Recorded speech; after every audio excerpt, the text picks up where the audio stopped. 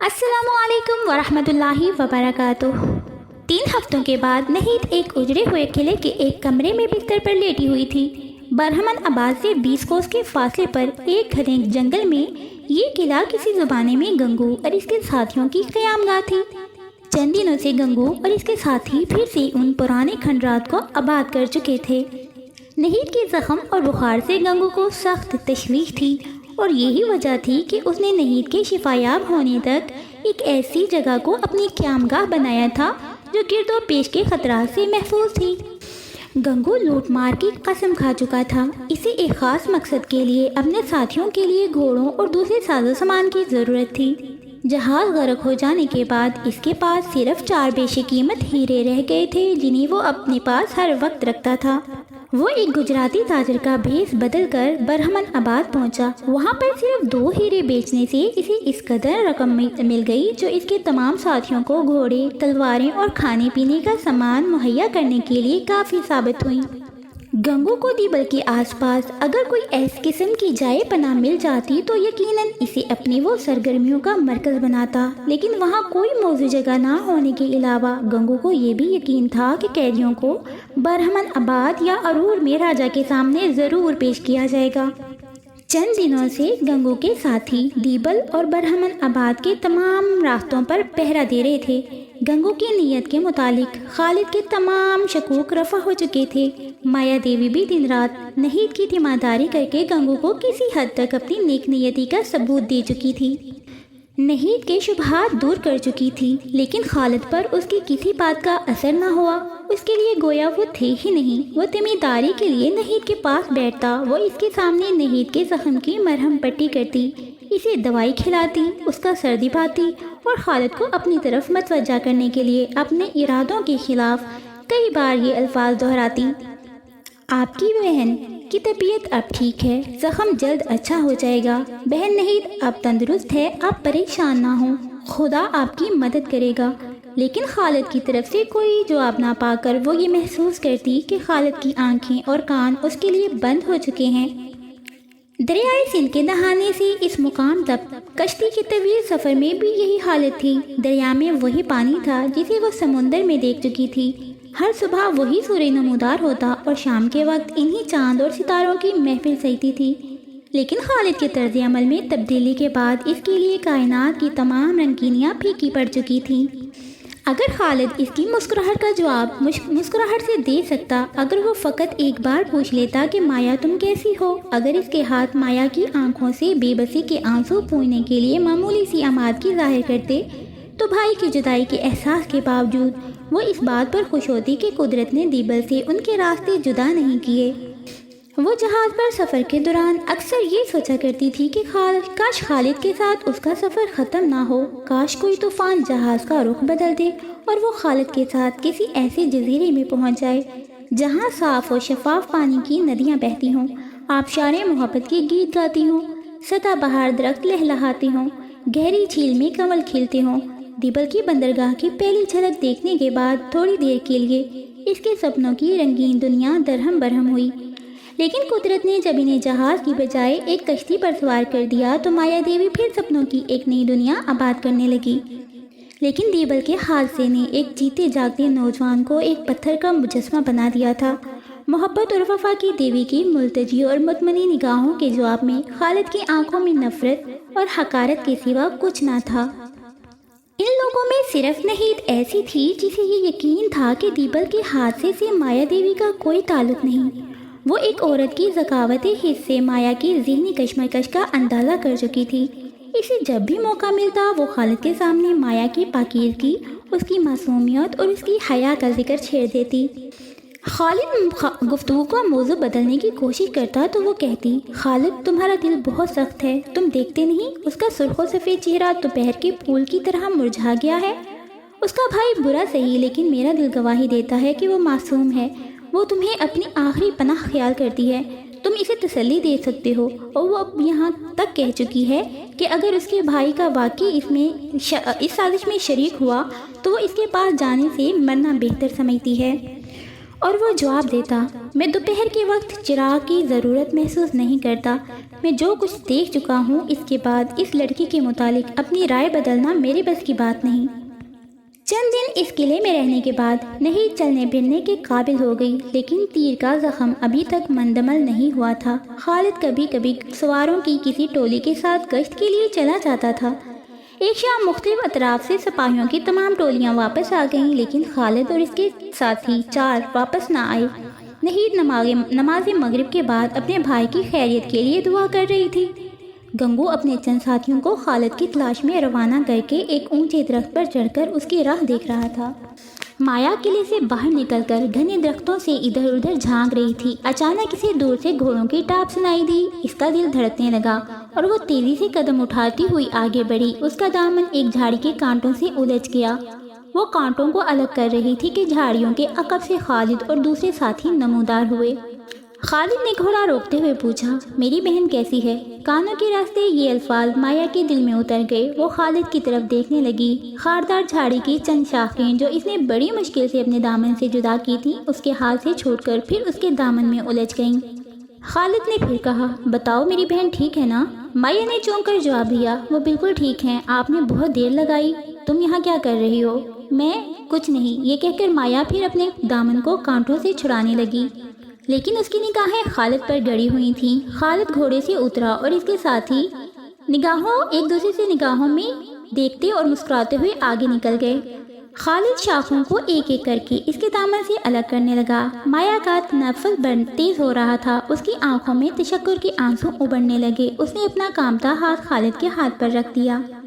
خالد نے ایک شاخ اس کے دامن سے الگ کرتے ہوئے کہا، اسے پکڑو۔ اس نے جلدی سے شاخ کو پکڑنے کی کوشش کی، لیکن ایک تیز کانٹا اس کی انگلی میں پیوست ہو گیا اور شاخ اس کے ہاتھ سے چھوٹ کر پھر اس کے دامن میں الجھ گئی۔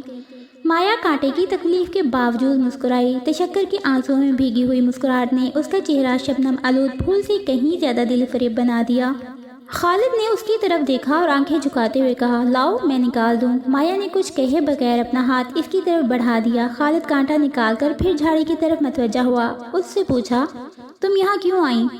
مایا نے جواب دیا، قلعے میں گرمی تھی اور میں ہوا خوری کے لیے نکل آئی تھی، لیکن اس کا دل کہہ رہا تھا، کیا سچ میں تم میرے آنے کی وجہ نہیں سمجھ سکے؟ کاش میں تمام عمر کانٹوں میں الجھی رہوں اور تم نکالتے رہو۔ خالد نے جواب دیا، لیکن اس وقت درختوں کے نیچے تو زیادہ حبس ہے۔ مایا نے پریشان ہو کر خالد کی طرف دیکھا، لیکن کچھ سوچنے کے بعد جواب دیا، میں دریا کی طرف جا رہی تھی۔ دریا دوسری طرف ہے، میں بھی اسی طرف جا رہی تھی، لیکن کیا؟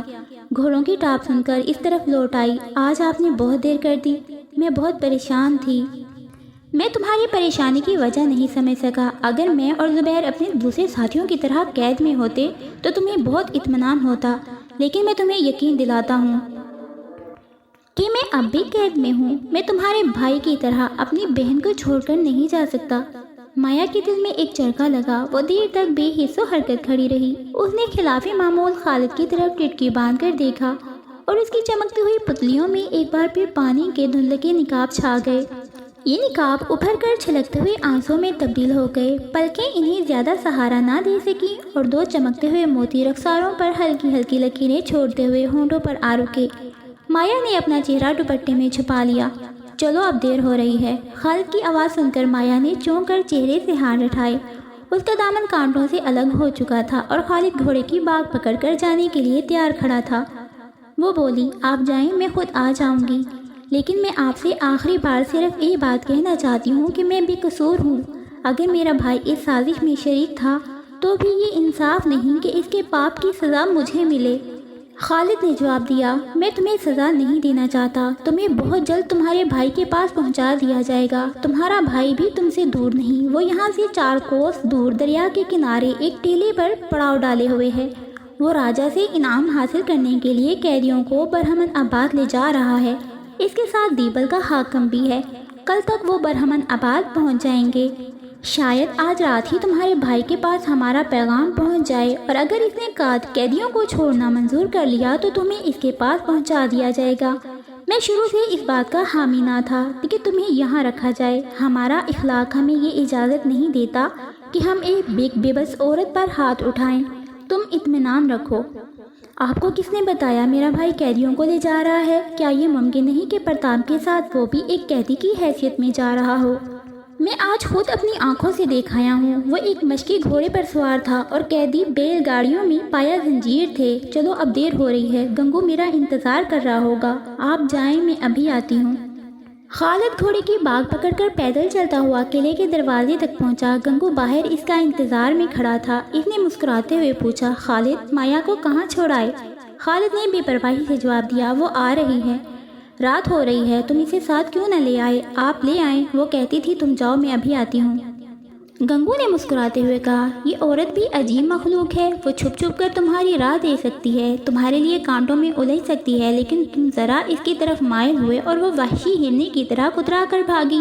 خالد نے جواب دیا، میرے دل میں شاعری کے لیے کوئی جگہ نہیں۔ اب آپ بتائیں ہمیں کیا کرنا چاہیے؟ آپ دیبل کے قافلے کی خبر سن چکے ہوں گے۔ ہاں میں سن چکا ہوں، ان کے ساتھ 2 مسلح سپاہی ہیں۔ ہم مٹھی بھر آدمی ان پر حملہ نہیں کر سکتے۔ میں جے رام کو یہاں لانے کی تجویز سوچ چکا ہوں۔ دیکھا، اس لڑکی کی باتوں میں آ کر نہید جے رام کے متعلق اپنے خیالات بدل چکی تھی اور آپ بھی متاثر ہو رہے تھے۔ گنگو نے مسکراتے ہوئے جواب دیا، بیٹا تم مجھ سے زیادہ متاثر تھے۔ بہرحال اب مجھے یقین ہو چکا ہے کہ مایا معصوم ہے، اور اس کے باوجود آپ جے رام کو مایا کے قتل کی دھمکی دینا چاہتے ہیں۔ تمہارے ساتھیوں کو آزاد کرانے کے لیے اس کے علاوہ اور کوئی صورت نہیں۔ لیکن اگر جے رام نے اپنے راجا کی خوشی پر اپنی بہن کو قربان کر دیا تو؟ مجھے ایسی امید نہیں کہ اگر جے رام اس قدر ذلیل ثابت ہوا کہ مایا جیسی لڑکی کو اپنے ظالم بھائی کے ہاتھوں سے بچانا ہمارا فرض ہے، وہ خود بھی جے رام کی بجائے تمہاری پناہ کو ترجیح دے گی۔ چند دنوں تک تمہاری بہن سفر کے قابل ہو جائے گی اور ہم تمہیں مکران کی حدود کے اندر پہنچا دیں گے۔ لیکن یہ کیسے ہو سکتا ہے کہ ہم اپنے ساتھیوں کو مصیبت میں چھوڑ کر چلے جائیں؟ تم وہاں جا کر ان کی زیادہ مدد کر سکو گے۔ عربوں کے علاوہ سرندیب کے ملاحوں کو بھی قید میں رکھے جانے کی وجہ غالباً یہی ہے کہ تمہارے جہازوں کے لوٹے جانے کی خبر سندھ سے باہر نہ نکلے۔ اگر یہ خبر وہاں تک پہنچ گئی تو تمہاری قوم اسے خاموشی سے برداشت نہیں کرے گی، لیکن تم اس وقت نہیں جا سکتے جب تک نہید تندرست نہیں ہوتی۔ اگر جے رام ہمارے قابو میں آ گیا تو یہ ممکن ہے کہ ہم کم از کم زبیر کو آزاد کرانے میں کامیاب ہو جائیں۔ اگر یہ ہو سکے تو بہت اچھا ہوگا۔ میں عرب میں کسی کو نہیں جانتا۔ ممکن ہے کہ بصرہ میں اور دمشق میں میری آواز پر کوئی توجہ نہ دے، لیکن زبیر وہاں ہزاروں آدمیوں کو جانتا ہے۔ ہاں آپ نے یہ نہیں بتایا کہ آج رات میرے ذمہ کیا کام ہے؟ گنگو نے جواب دیا، تم آرام کرو، لیکن مایا دیوی ابھی تک نہیں آئی، شاید وہ دوسرے راستے سے قلعے میں پہنچ گئی ہو۔ میں ابھی معلوم کرتا ہوں۔ یہ کہہ کر خالد بھاگتا ہوا قلعے میں داخل ہوا۔ تھوڑی دیر بعد اس نے واپس آ کر گنگو کو اطلاع دی کہ وہ اندر نہیں ہے۔ گنگو نے کہا، تم اسے کتنی دور چھوڑ آئے تھے؟ ان جھاڑیوں کے پیچھے کوئی 200 قدم کے فاصلے پر۔ تم نے اس کے ساتھ کوئی سخت کلامی تو نہیں کی؟ نہیں، لیکن اسے میری ہر بات پر آنسو بہانے کی عادت ہو چکی ہے۔ ہاں میں ایک غلطی کر چکا ہوں۔ وہ کیا؟ میں نے اسے بتا دیا تھا کہ اس کا بھائی یہاں سے 4 کوس پر ہے۔ رات کے وقت اس جنگل کو عبور کرنا ایک عورت کا کام نہیں ہے۔ یہ کہتے ہوئے گنگو نے اپنے ساتھی کو آواز دے کر بلایا اور جنگل میں مایا کو تلاش کرنے کا حکم دے کر خالد سے کہا، میرے خیال میں وہ ابھی تک اس خاردار جھاڑی سے باتیں کر رہی ہوگی۔ تم اس طرف جاؤ، میں دریا کی طرف جاتا ہوں۔ مجھے اس پر شک نہیں ہے، لیکن مایوسی کی حالت میں عورت توقع کے خلاف بھی بہت کچھ کر گزرتی ہے۔ میں جاتا ہوں، کہیں دریا کے کنارے ہماری کشتی اس کی تباہی کا باعث نہ ہو۔